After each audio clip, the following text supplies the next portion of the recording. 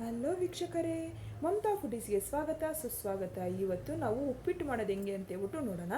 ಇದಕ್ಕೆ ಈರುಳ್ಳಿ ಬೇಡ, ಯಾವುದೇ ರೀತಿಯ ತರಕಾರಿ ಬೇಡ, ಆದರೆ ತುಂಬ ಟೇಸ್ಟಿಯಾಗಿರುತ್ತೆ. ನೀವು ಒಂದ್ಸಲ ಈ ಥರ ಉಪ್ಮಾ ಮಾಡಿ ನೋಡಿದ್ರೆ ಯಾವಾಗಲೂ ಇದೇ ಥರ ಉಪ್ಪಿಟ್ಟು ಮಾಡಿ ನೋಡ್ತೀರಾ, ಅಷ್ಟು ಚೆನ್ನಾಗಿರುತ್ತೆ. ತುಂಬ ಸಿಂಪಲ್ ಇದು. ಬನ್ನಿ ಹೆಂಗೆ ಮಾಡೋದು ಅಂತ ಹೇಳ್ಬಿಟ್ಟು ನಾನು ಈಸಿಯಾಗಿ ತೋರಿಸ್ಕೊಡ್ತೀನಿ. ಫಸ್ಟ್ ಟೈಮ್ ನೀವು ನನ್ನ ಚಾನಲ್ ನೋಡೋದಾದರೆ ಪ್ಲೀಸ್ ಸಬ್ಸ್ಕ್ರೈಬ್ ಮಾಡಿ. ಫಸ್ಟು ಒಂದು ಕಡಾಯಿ ತೊಗೋಬೇಕು. ನಾನು ನಾನ್ ಸ್ಟಿಕ್ ಕಡಾಯಿ ತೊಗೊಂಡಿದ್ದೀನಿ. ನೀವು ದಪ್ಪ ತಡ ಇರೋ ಪಾತ್ರೆ ಆಗಲಿ ಕಡಾಯಿ ಆಗಲಿ ತೊಗೋಬೇಕು.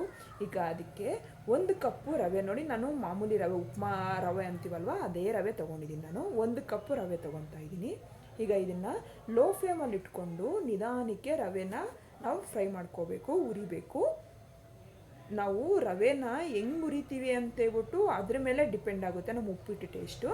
ಈಗ ಅದಕ್ಕೆ 1 ಟೀ ಸ್ಪೂನು ಜೀರಿಗೆನ ರವೆ ಜೊತೆನೇ ಹಾಕ್ಬಿಟ್ಟು ಉರಿಬೇಕು, ಫ್ರೈ ಮಾಡ್ಕೋಬೇಕು. ಜೀರಿಗೆನ ರವೆನ ಎರಡನ್ನೂ ನೋಡಿ ಚೆನ್ನಾಗಿ ಅದು ಲೋ ಫ್ಲೇಮಲ್ಲಿ ಇಟ್ಕೊಂಡು ಗೋಲ್ಡನ್ ಕಲರ್ ಬರೋವರೆಗೂ ಫ್ರೈ ಮಾಡ್ಕೋಬೇಕು. ನೋಡಿ ಈ ಥರ ಉರಿತಿರುವಾಗ ಲೈಟಾಗಿ ಕಲರ್ ಚೇಂಜ್ ಆಗ್ತಾ ಬರುತ್ತೆ, ನೋಡಿ ಅಬ್ಸರ್ವ್ ಮಾಡ್ತಾ ಇದ್ರೆ ಗೊತ್ತಾಗುತ್ತೆ. ನೋಡಿ ಈಗ ಆಗಿದೆ, ನೋಡಿ ನಂದು ಲೈಟ್ ಗೋಲ್ಡನ್ ಕಲರ್ ಬಂದಿದೆ. ಈಗ ನಾನು ಫ್ಲೇಮ್ ಆಫ್ ಮಾಡಿ ಅದನ್ನು ಒಂದು ಸೈಡ್ಗೆ ತೊಗೊತಾ ಇದ್ದೀನಿ. ಈಗ ಅದೇ ಕಡಾಯಿಗೆ ನಾವು ಯಾವ ಕಪ್ಪಲ್ಲಿ ರವೆ ತೊಗೊಂಡಿದ್ದೀವೋ ಅದರಲ್ಲಿ 1/4 ಕಪ್ಪು ಎಣ್ಣೆ ತೊಗೋಬೇಕು.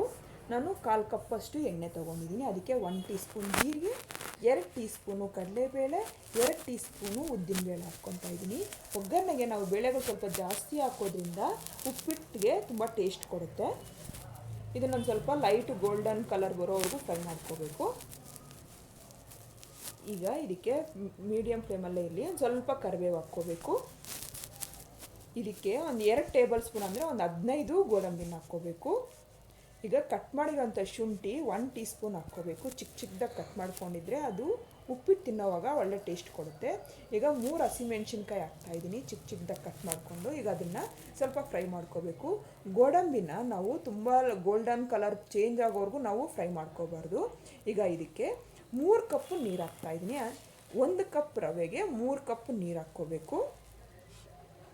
ನೋಡಿ 3 ಕಪ್ ನೀರು ಹಾಕಿ ಇವಾಗ ಸೀಕ್ರೆಟ್ ಇಂಗ್ರೀಡಿಯೆಂಟ್ ಏನು ಅಂದರೆ 1 ಕಪ್ಪು ಹಾಲು ಹಾಕ್ತಾಯಿದ್ದೀನಿ. ನಾನೇನು ಕಾಯಿಸಿಲ್ಲ, ಹಂಗೆ ಡೈರೆಕ್ಟಾಗಿ ರೂಮ್ ಟೆಂಪರೇಚರ್ ಇರೋ ಹಾಲನ್ನೇ ಹಾಕ್ತಾಯಿದ್ದೀನಿ. ಈ ಥರ ಹಾಲು ಹಾಕೋದ್ರಿಂದ ಉಪ್ಪಿಟ್ಟಿಗೆ ಒಳ್ಳೆ ಟೇಸ್ಟ್ ಕೊಡುತ್ತೆ. ಈಗ ಇದಕ್ಕೆ ಅದು ಹಾಲು ಮತ್ತು ನೀರು ಹೈ ಫ್ಲೇಮಲ್ಲಿ ಇಟ್ಬಿಟ್ಟು ಚೆನ್ನಾಗಿ ಕುದಿ ಬರೋ ಅಷ್ಟರಲ್ಲಿ ನಾವು ರವೆಗೆ ಉಪ್ಪು ಎಷ್ಟು ಬೇಕೋ ಅಷ್ಟು ರವೆ ಜೊತೆನೇ ಮಿಕ್ಸ್ ಮಾಡ್ಕೋಬೇಕು. ನಾವು ಈ ಥರ ಉಪ್ಪಿಟ್ಟು ಹಾಲಲ್ಲಿ ಉಪ್ಪು ಹಾಕೋದ್ರಿಂದ ಹಾಲು ಒಡೆಯೋ ಚಾನ್ಸಸ್ ಇದೆ, ಅದಕ್ಕೋಸ್ಕರ ರವೆಯಲ್ಲೇ ಮಿಕ್ಸ್ ಮಾಡ್ಕೋಬೇಕು. ನೋಡಿ ಈಗ ಮೊರಳಿದೆಯಲ್ಲ ಕುದ್ದಾಗಿದೆ. ಇವಾಗ ಕುದ್ದಾದಮೇಲೆ ರವೆನ ಹಾಕ್ಕೋಬೇಕು. ಫ್ಲೇಮು ಮೀಡಿಯಮ್ ಫ್ಲೇಮಲ್ಲಿ ಇಟ್ಕೊಂಡು ರವೆನ ಹಾಕ್ಕೋಬೇಕು. ಯಾವುದೇ ರೀತಿಯ ಗಂಟಿಲ್ದಿರ ಹಂಗೆ ನೋಡ್ಕೊಂಡು ಹಾಕ್ಕೋಬೇಕು. ನಾವು ಸ್ವಲ್ಪ ಹಾಕ್ಕೊಂಡ್ರೆ ಚೆನ್ನಾಗಿ ಬರುತ್ತೆ. ಈ ಥರ ಮೀಡಿಯಮ್ ಫ್ಲೇಮಲ್ಲಿ ಇಟ್ಬಿಟ್ಟು ಕುದಿಯೋಕೆ ಬಿಡಬೇಕು. ಟಿಪ್ಸ್ ಏನು ಅಂದರೆ 1 ಕಪ್ ರವೆ, 3 ಕಪ್ ನೀರು, 1 ಕಪ್ಪು ಹಾಲು ಹಾಕ್ಕೋಬೇಕು. ಈ ಥರ ಪರ್ಫೆಕ್ಟ್ ಮೆಜರ್ಮೆಂಟ್ ತೊಗೊಂಡು ಮಾಡಿದ್ರೆ ಉಪ್ಪಿಟ್ಟು ತುಂಬ ಟೇಸ್ಟಿಯಾಗಿ ಬರುತ್ತೆ. ನೋಡಿ ಅದನ್ನು ಒಂದು 3 ರಿಂದ 4 ನಿಮಿಷ ಕುದಿಯೋಕೆ ಬಿಡಬೇಕು. ನೋಡಿ ಈಗ ಆಗ್ತಾ ಇದೆಯಲ್ಲ, ಇದನ್ನು ಹಿಂಗೆ ಈಗ ನಾನು ಫ್ಲೇಮ್ ಆಫ್ ಮಾಡ್ತಾಯಿದ್ದೀನಿ. ಹಿಂಗೆ ಕುದಿಯೋಕೆ ಬಿಡಬೇಕು.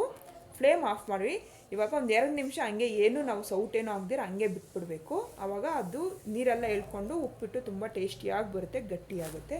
ನೋಡಿ ಈಗ ಎಷ್ಟು ಪರ್ಫೆಕ್ಟಾಗಿ ಬಂದಿದೆ ಅಂತ ಹೇಳ್ಬಿಟ್ಟು ಈಗ ಅದ್ರ ಮೇಲೆ ಒಂದು ಸ್ವಲ್ಪ ಕೊತ್ತಂಬರಿ ಹಾಕ್ತಾಯಿದ್ದೀನಿ. ಕೊತ್ತಂಬರಿ ಸೊಪ್ಪು ಹಾಕ್ಬಿಟ್ಟು ಒಂದು ಸ್ವಲ್ಪ ಮಿಕ್ಸ್ ಮಾಡ್ಕೋಬೇಕು. ಈಗ ಇದಕ್ಕೆ ನೋಡಿ ಈ ಥರ ಎಲ್ಲ ಮಿಕ್ಸ್ ಮಾಡ್ಕೊಂಡಾದ್ಮೇಲೆ ಇದಕ್ಕೆ 1 ಟೇಬಲ್ ಸ್ಪೂನು ತುಪ್ಪ ಹಾಕ್ಕೊತಾ ಇದ್ದೀನಿ.